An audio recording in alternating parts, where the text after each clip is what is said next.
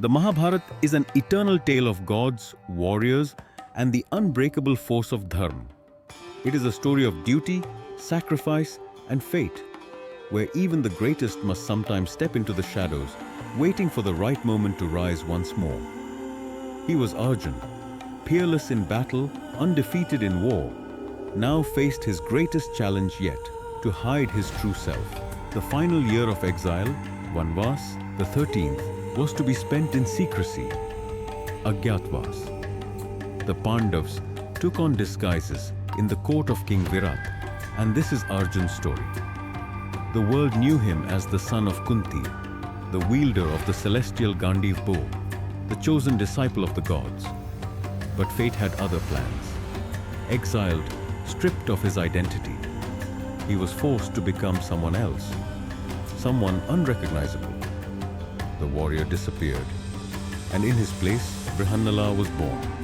I will disguise myself as Brihannala, a member of the third sex, hiding the marks of a warrior beneath ornaments and a feminine appearance. In King Virat's palace, I'll entertain with music and dance, concealing my true self, like fire hidden beneath ashes.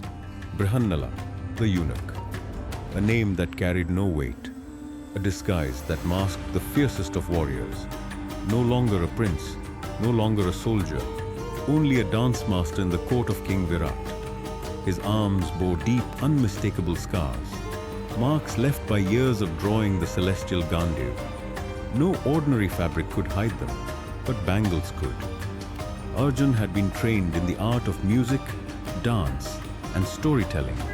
What others saw as a disguise, he wielded like a weapon, a strategic move to blend into the palace of Virat.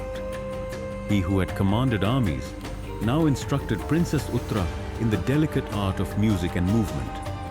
He embraced a skill set only he possessed, gifted through his time among the apsaras of the heavens. But beneath the flowing silks, beneath the delicate anklets, the warrior never truly vanished. Arjun still lived within, concealed yet unbroken. Every step he taught, every note that played, it was a test of patience, a silent battle against the fire raging inside him.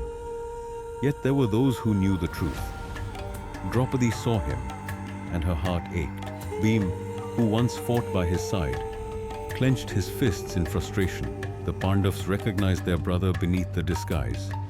But what could they do? How cruel it must have been to witness a hero hidden behind painted eyes and embroidered robes. But destiny does not let a warrior remain in the shadows forever. When danger loomed over Virat's kingdom, the moment of truth arrived. The enemies, the Sanchaptaks, together with the Kaurav forces attacked. Their soldiers were powerful and ruthless. The young Prince Uttar, eager yet inexperienced, was the kingdom's only hope. But he needed a charioteer, someone who could lead him into battle. No warrior stepped forward. No general dared to face the approaching army. And then, from the quiet corner of the court, a voice rang out. Brihannala stepped forward. The court gasped. A dance master? A eunuch? How could he ride into battle? The moment had come. He had waited long enough. With calm resolve, Brihannala stepped forward. No declarations, no revelations. Only a quiet confidence, one that unsettled the court. The silks remained, the bangles still clinked, but his stance had changed. This was not the dance master they thought they knew.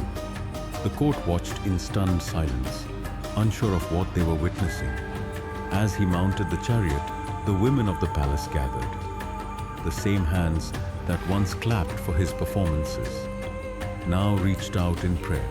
On the battlefield, Brihannala now stood as a warrior of the gods, his presence undeniable, his strength clear and obvious. They had seen his grace. They had witnessed his patience. Now, they saw his return as a warrior. The battle drums thundered. The time had come. And so, Arjun rode forth, not just to fight, but to reclaim his destiny. His time as Brihannala had not weakened him. It had forged him. On the battlefield, Prince Uttar trembled before the Kaurav army. Brihannala advanced, reminding the world of the warrior he had never ceased to be. He reclaimed the weapons hidden away before exile, and now with Prince Uttar as his charioteer, faced Bhishm, Drona, Duryodhan and Karn without hesitation. Strength is not just in weapons, it is in endurance, in patience, in the will to rise again when the world believes you have fallen. This battle was more than a victory, it was a return. The warrior had stepped out of the shadows, and the world would remember his name once more. After the war, in the palace stood Arjun, unmistakable and unyielding. The warrior had returned, and the world would remember his name. This was not just a fight for Matsya, this was Arjun's resurgence.